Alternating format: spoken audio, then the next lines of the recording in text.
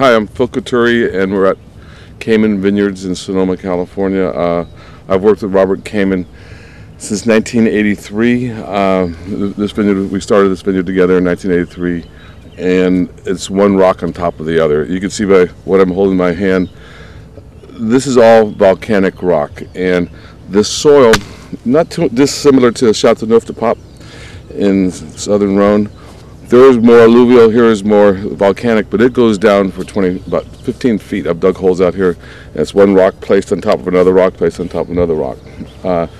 It provides a real good root structure for the plants because the vines love having the roots go down through the rock. Very well drained soils. It's a little bit tough to cultivate, as you could imagine. This vineyard has been farmed organically since its inception in 1983. One of the things about the Kamen wines, when tasting them, is they're really soft tannins, but there's a sense of minerality there.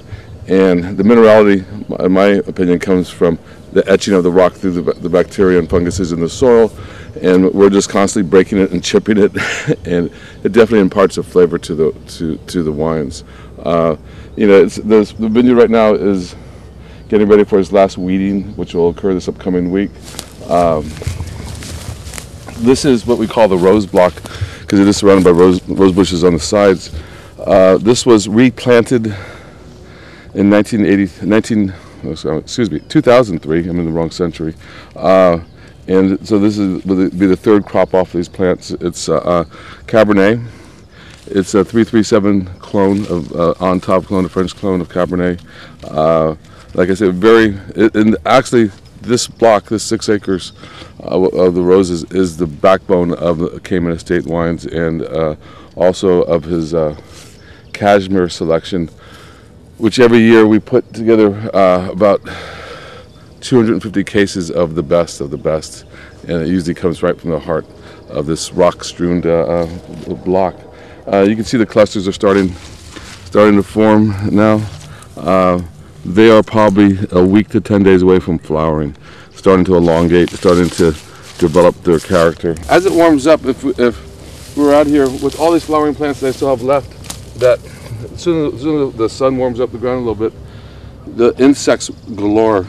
And most of these flying insects that are trapped in the cover crop are predator insects that help maintain a balance in the vines from by eating mites, dust mites, spider mites that will like to live on plants. So you create a sort of a symbiotic relationship out here, weeds, rocks, and reggae sort of thing, because there's definitely a lot of rocks.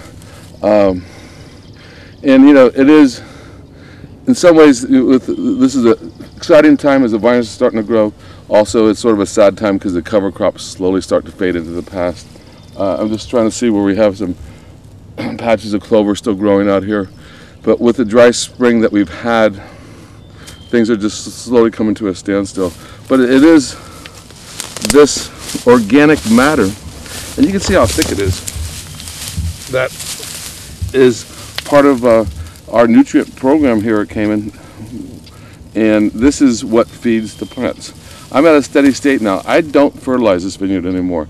The fertilization just goes with the incorporation of the cover crop. And vines aren't a big nitrogen-seeking plant.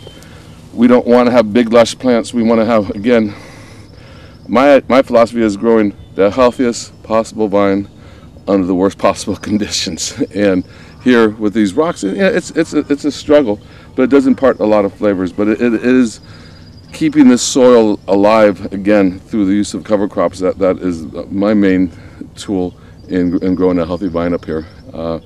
And that you can see with the color of the plants, nice deep rich green color.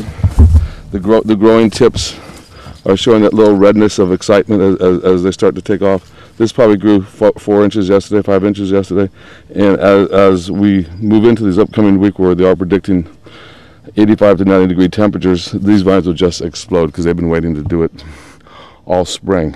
Like I said, this has been the coldest spring in my lifetime.